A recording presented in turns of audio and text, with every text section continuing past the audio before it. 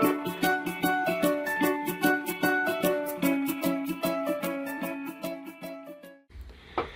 folks, Kevin here. Well, it's June 23rd, 2021, and in the video that you're going to see, I do mention it's June 13th, 2021, but I somehow misplaced 10 days. It's actually June 23rd, 2021. And what I wanted to accomplish in this video is just share with you the technique that we're using for getting our San Marzano tomatoes in the ground this year.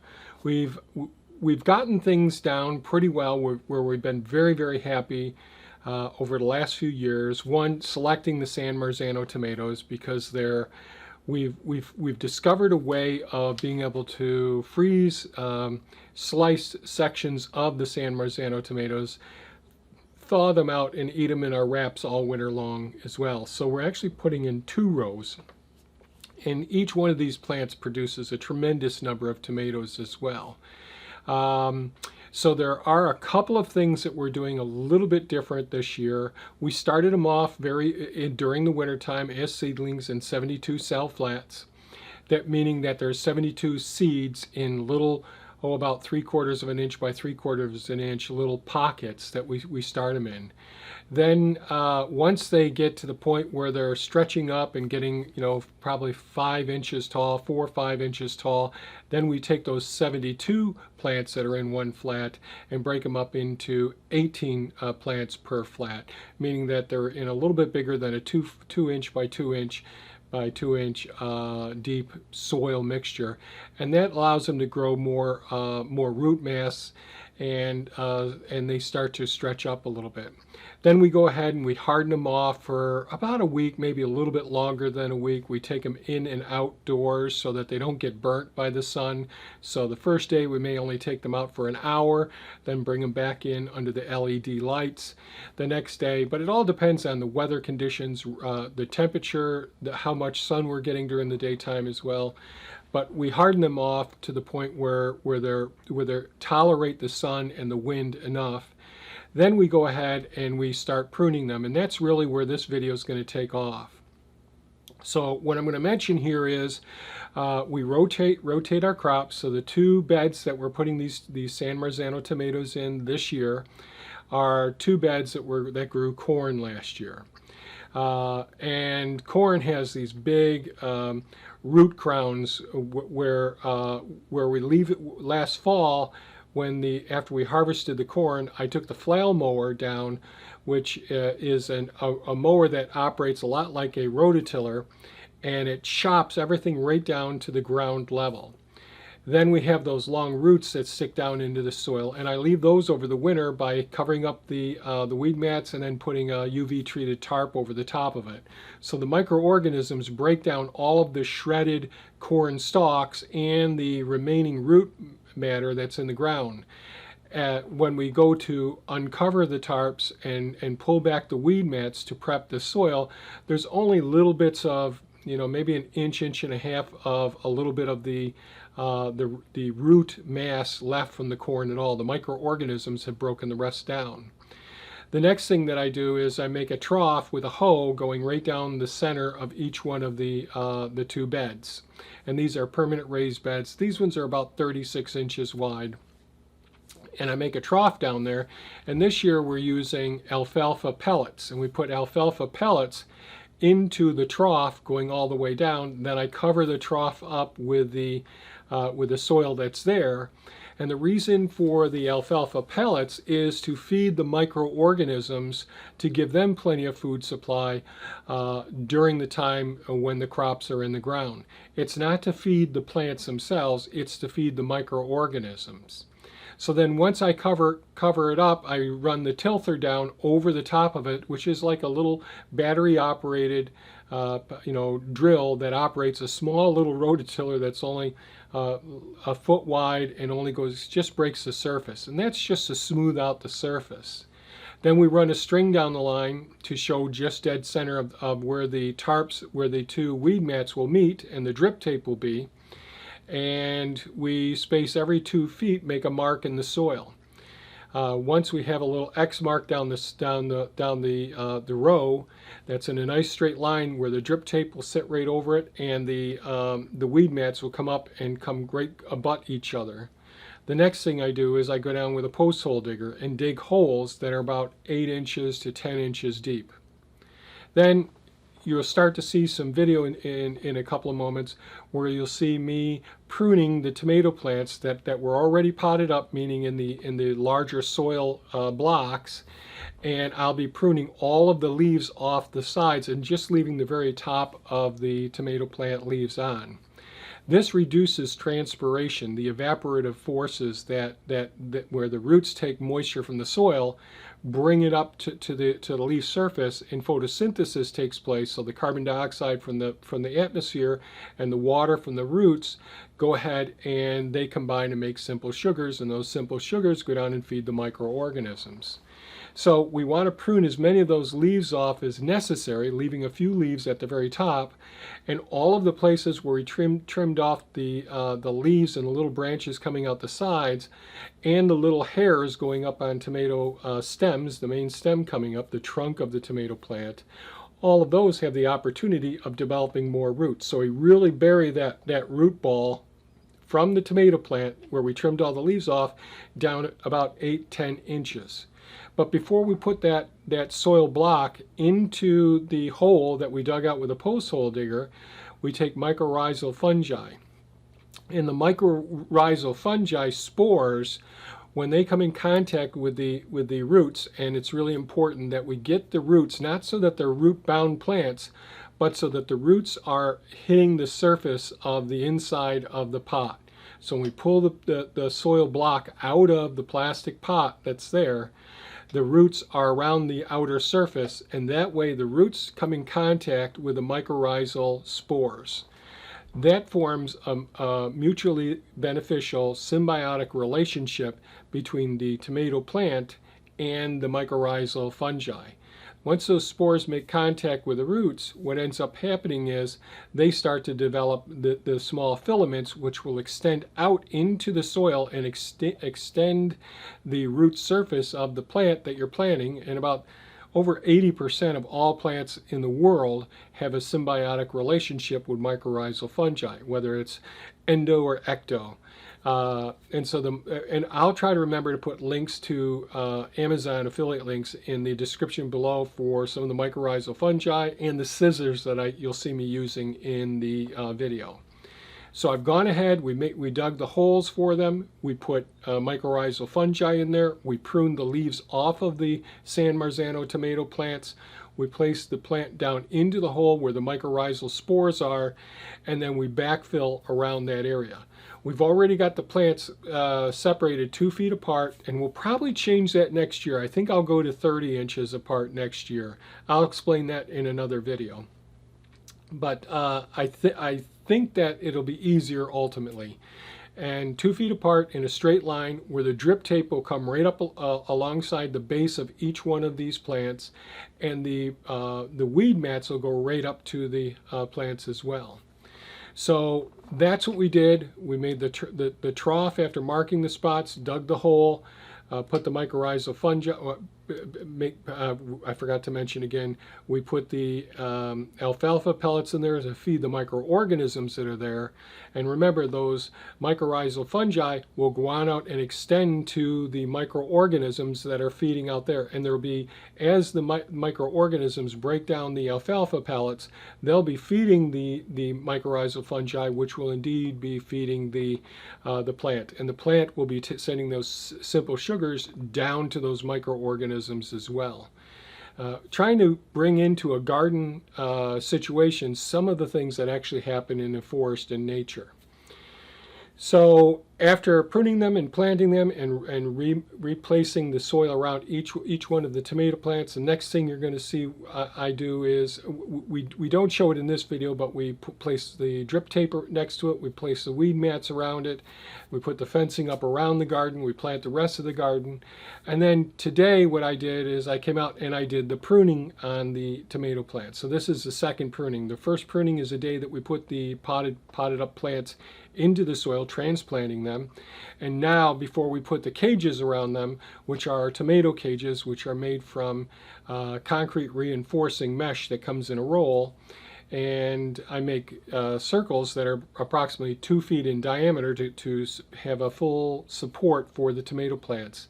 I use 1/2-inch rebar placed on each side of each tomato plant, and therefore one piece of rebar that's 5 foot long that's driven into the bed is connected with some cable ties to both cages. So one rebar connects two cages, and so every 2 cages there's another rebar.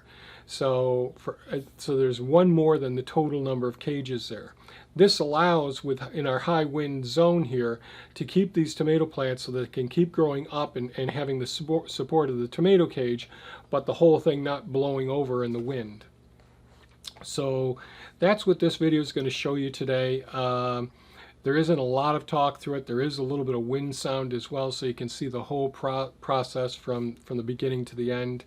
I don't have enough tomato cages to do the second row, so I've got to come up with another option for the other tomatoes.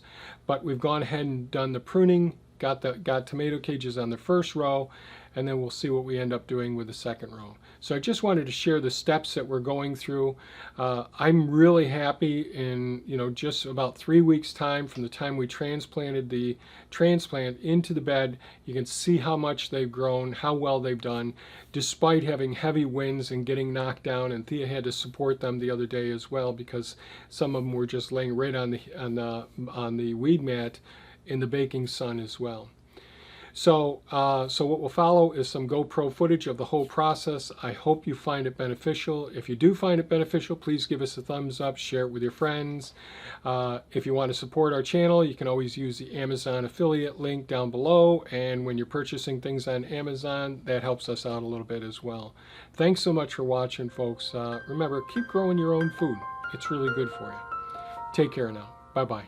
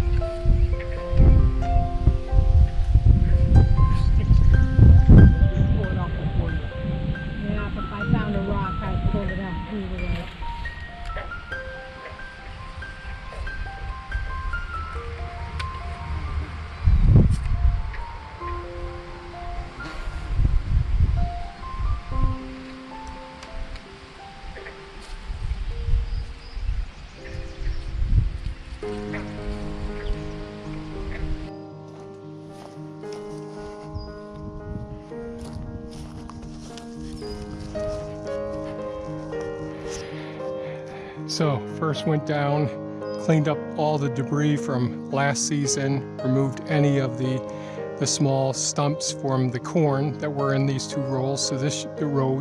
So we decided to put 2 rows of San Marzano tomatoes. Last year the San Marzano tomatoes were over here. After cleaning up the debris that was here, next thing we did was make a little trough, put alfalfa pellets down in the trough, then came back and marked our straight lines, and then used a post hole digger to make holes 2 foot on center, right going down the line. And that's mycorrhizal fungi spores right there. And of course we pruned back all of the tomato plants so that all of these little root hairs all these little hairs on the base of the tomato can go ahead and produce more roots. You don't want to do this with other plants, but this certainly can work out nicely. Now, this land, small rock there, so we want those spores to come in contact with the soil. It's really important, because what they'll do is they'll reach out to all the other microorganisms and they'll start feeding each other. So we prune all the way up. All of the tomato plant was pruned all the way up.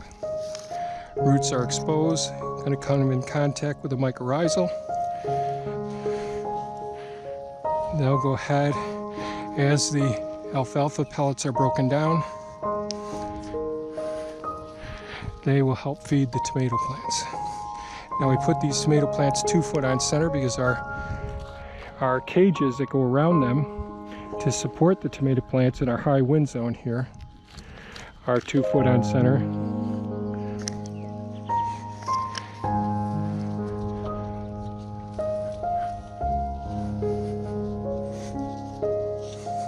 Now the soil, since it was tarped, the soil has very little moisture in the soil, just the stuff that's worked underneath the ground so far. So we've got to get the irrigation system set up pretty soon as well. But by burrowing these tomato plants, we're allowing it to really extensively produce lots of roots. By pruning off lots of the foliage along the trunk, not only do we allow the plant to start sending out new roots all the way around the sides, but we also decrease transpiration, which is the evaporative process through the little openings in the surface of the leaves. So they won't lose as much moisture as rapidly while they're first getting established.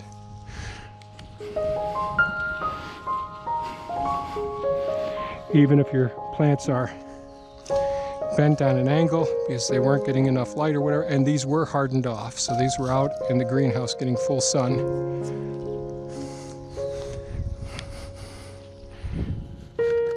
Again, roots are in good shape.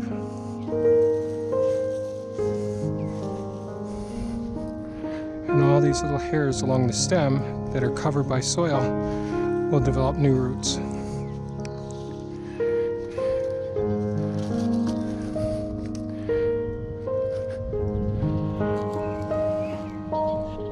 We wait until Memorial Weekend because of our late frosts. We were in the 30s just 3 days ago, but we did not get a frost, so that was great.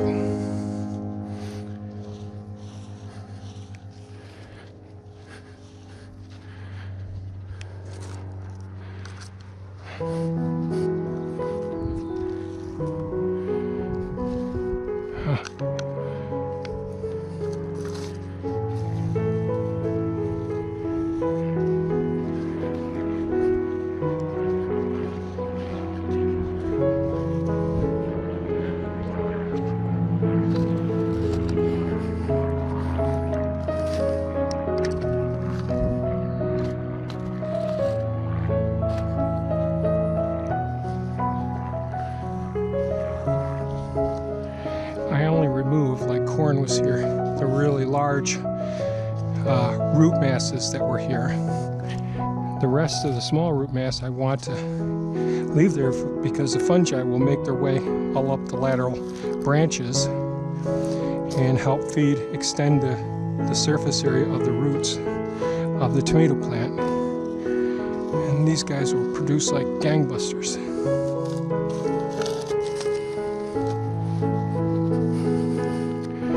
Gonna have to make sure I got good irrigation for these guys since the soil is pretty dry.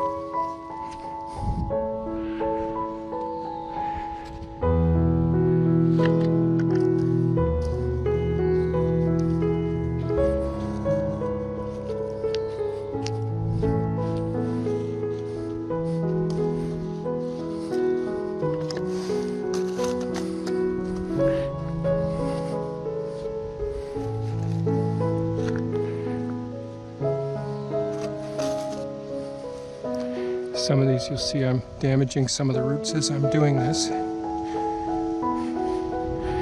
but they'll be just fine.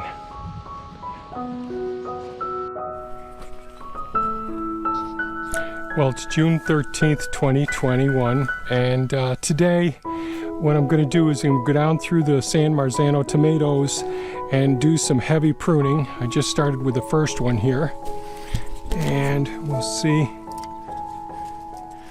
what else we've got here.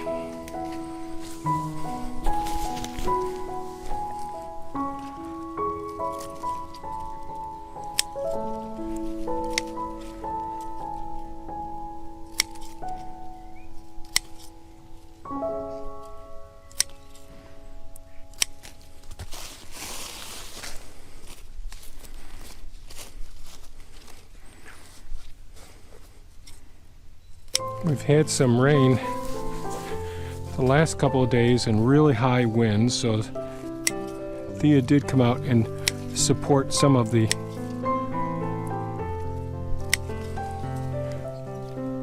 tomatoes.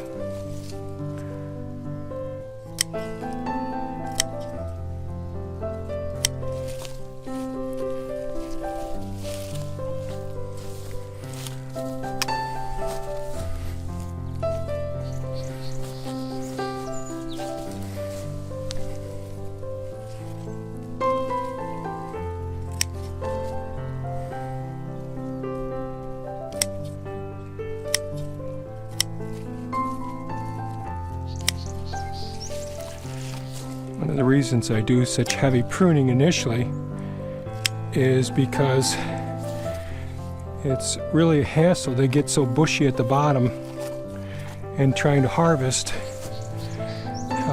is a real hassle. And these tomatoes really produce like tomato plants produce like crazy.